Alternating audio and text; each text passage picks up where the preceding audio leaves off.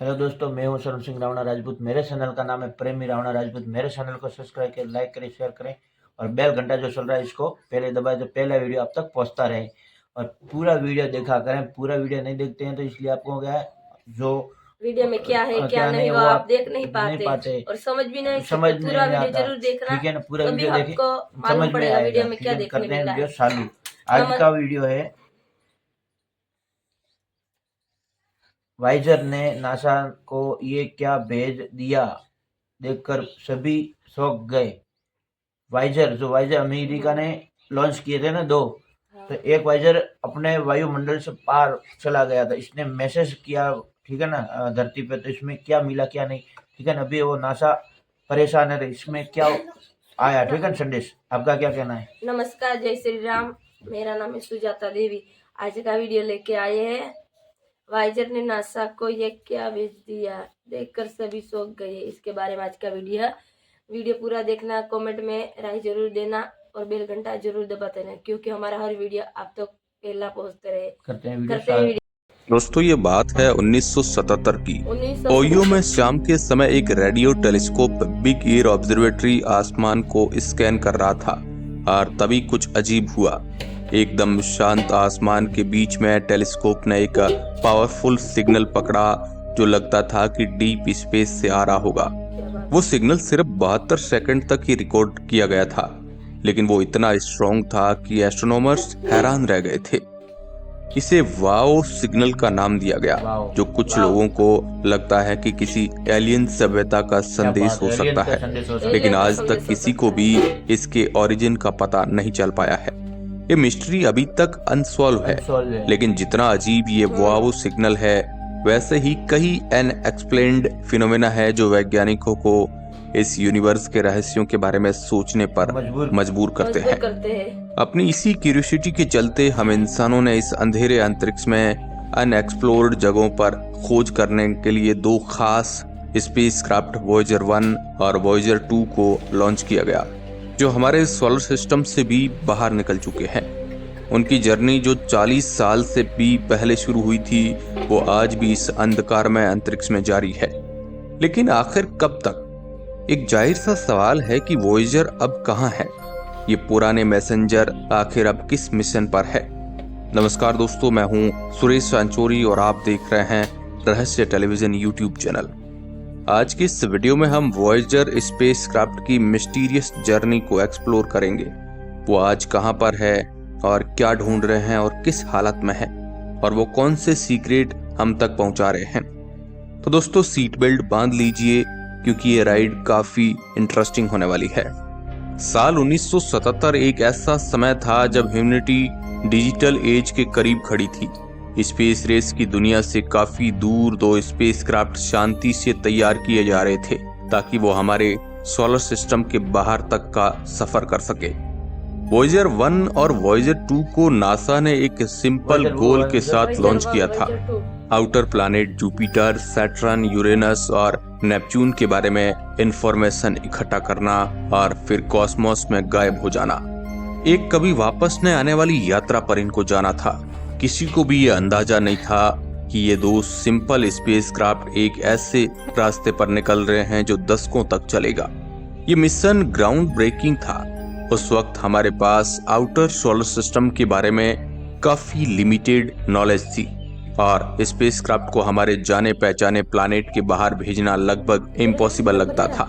लेकिन एक rare planetary alignment जो हर 175 साल में होती है, उसकी वजह से वॉयेजर को मल्टीपल गैस जायंट के पास होकर गुजरने का मौका मिला, जिसे ग्रांड टूर कहा जाता है। इस मिशन से हमें ऐसी इमेज और डाटा मिला जिसने हमारी यूनिवर्स की समझ को ही पूरी तरह से बदल दिया। लेकिन जैसे जैसे साल गुजरते गए, मिशन का गोल भी बढ़ता गया। अब ये सिर्फ प्लैनेट का स्टडी करने तक ही सीमित नहीं रह गया था, अब ये और ज्यादा एम्बिशियस बन गया था। दूर के एलियंस को एक संदेश भेजना इसका मकसद बन गया था। हर स्पेसक्राफ्ट के अंदर एक गोल्डन रिकॉर्ड था, एक कलेक्शन ऑफ साउंड और इमेज जो अर्थ पर लाइफ और कल्चर की डाइवर्सिटी को रिप्रेजेंट करते हैं। आइडिया ये था कि एक दिन अगर कोई इंटेलिजेंट स्पीसीज अगर वॉयेजर तक पहुंच जाती है, तो उन्हें ह्यूमैनिटी की एग्जिस्टेंस के बारे में बताना है। इस तरह से वॉयेजर स्पेसक्राफ्ट सिर्फ एक्सप्लोर नहीं बल्कि अर्थ की सबसे गहरी कहानियों के मैसेज बन गए थे। प्लान सिंपल था, वॉयेजर ट्रेवल करते रहेंगे, सिग्नल और डाटा भेजते रहेंगे जब तक उनके पावर सिस्टम की एनर्जी खत्म नहीं हो जाती। 2012 में वॉयेजर 1 ने हिस्ट्री बनाई। उसने हमारे सोलर सिस्टम की बाउंड्री को क्रॉस करके इंटरस्टेलर स्पेस में एंटर कर गया। ये तारों के बीच का स्पेस होता है जो अनेकों रहस्यों से भरा होता है। वॉयेजर 2 भी 2018 में सन के इन्फ्लुएंस से बाहर जाकर इंटरस्टेलर स्पेस में जाने वाला दूसरा मैन मेड ऑब्जेक्ट बन गया। लेकिन सवाल ये है कि अब इन स्पेसक्राफ्ट का क्या होगा? क्या वो इंटरस्टेलर स्पेस के हॉस्टाइल एनवायरनमेंट में सर्वाइव कर पाएंगे या नहीं? दोस्तों, इस पॉइंट पर वॉयेजर हमारी धरती से काफी दूर है। 2023 तक वॉयेजर 1 हमारे प्लैनेट से करीब 14 बिलियन माइल से भी ज्यादा दूर था, जबकि वॉयेजर 2 थोड़ा पीछे कुछ बिलियन माइल्स दूर है। लेकिन सिर्फ डिस्टेंस ही इस जर्नी का सबसे मिस्टीरियस पार्ट नहीं है। दोनों वॉयेजर पिछले कई सालों से हमारे सोलर सिस्टम के एज से हमें डाटा भेज रहे हैं, लेकिन जब वो और दूर जाकर इंटरस्टेलर स्पेस में एंटर करते हैं तो जो सिग्नल वो भेजते हैं वो बहुत ही कमजोर है। उन्हें डिटेक्ट करना काफी मुश्किल है। ये स्पेसक्राफ्ट जो पहले सूरज की एनर्जी से चल रहे थे, अब वो अपनी लिमिटेड पावर सप्लाई पर डिपेंड है। यानी बैटरी जैसे जैसे समय गुजरता है वो धीरे धीरे अपनी पावर खो रही है। इसका मतलब है कि अब वॉयेजर से आने वाले सिग्नल जल्दी ही बिल्कुल डिस्पेयर भी हो सकते हैं। लेकिन फिर भी वॉयेजर आज भी अपना काम कर रहे हैं। सोलर सिस्टम के बाहर के एनवायरनमेंट के बारे में डाटा कैप्चर कर रहे हैं। वो इंटरस्टेलर पार्टिकल्स की डेंसिटी मेजर कर रहे हैं। स्टार्स के बीच के वॉइड में भरने वाले मैग्नेटिक फील्ड और कॉस्मिक रेडिएशन जो यूनिवर्स को पैरामीट कर रहा है उसकी खोज कर रहे हैं। जैसे जैसे इनकी पावर कम हो रही है वो ऐसे डाटा कलेक्ट कर रहे हैं जो एक दिन साइंटिस्ट को यूनिवर्स की ग्रेटेस्ट मिस्ट्रीज को अनलॉक करने में मदद कर सकते हैं। लेकिन एक और डरावना सवाल यह है कि जिसका जवाब अभी तक किसी के पास नहीं है।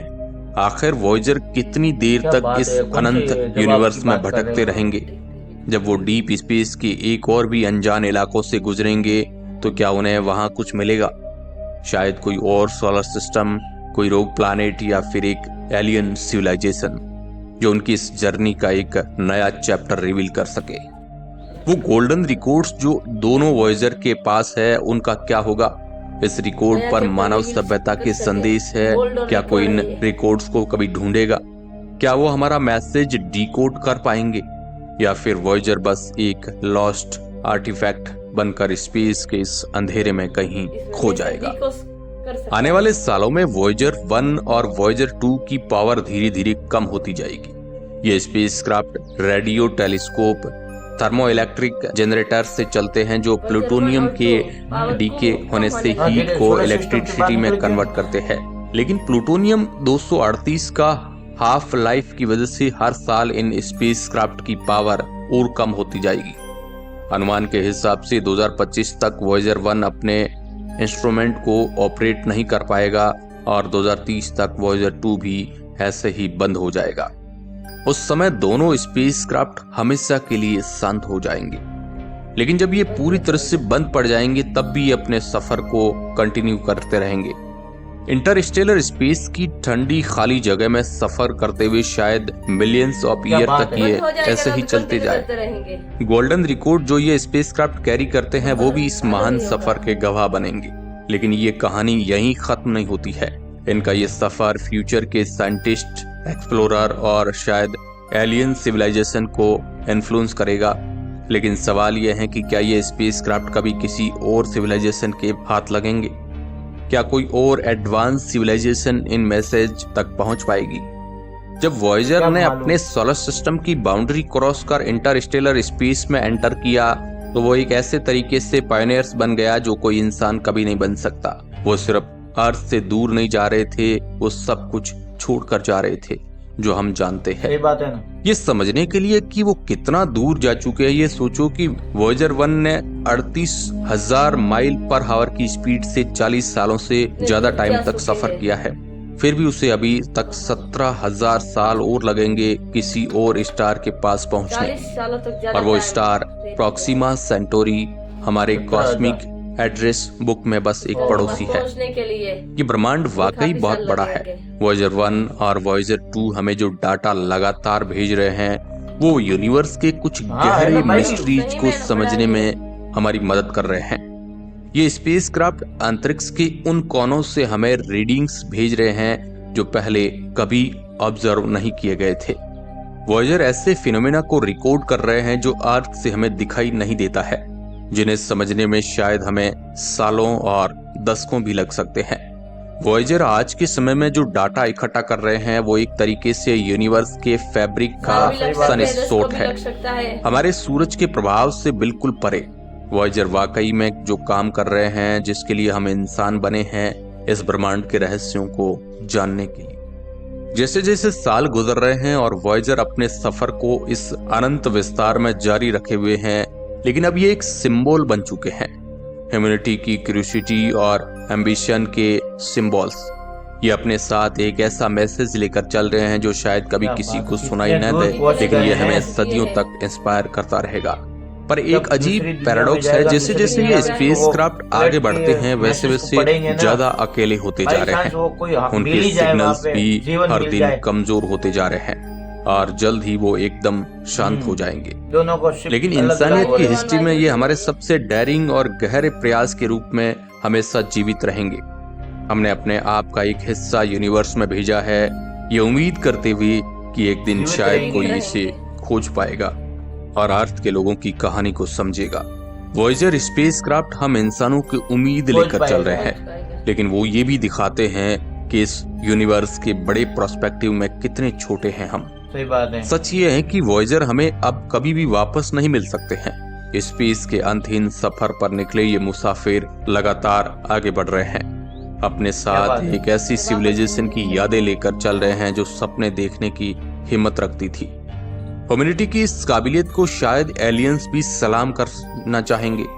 तो दोस्तों, आपकी इस पर क्या राय है? क्या वॉयजर हमें किसी एलियन सभ्यता से संपर्क करवा सही सकता बात है? है। हमें अपनी राय कमेंट सेक्शन में जरूर बताएं।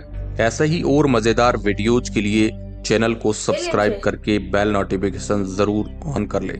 जल्द मिलेंगे एक नए वीडियो के साथ, तब तक के लिए जय हिंद, वंदे मातरम। हेलो दोस्तों, वाइजर 1 वाइजर वाइजर 2 2 अभी बिछड़ गए हैं और कितने सालों से चल रहे हैं, ठीक है ना। अब वो बुढ़े हो गए हैं, ठीक है ना, तो भी अपने को मैसेज भेज रहे हैं, ठीक है ना।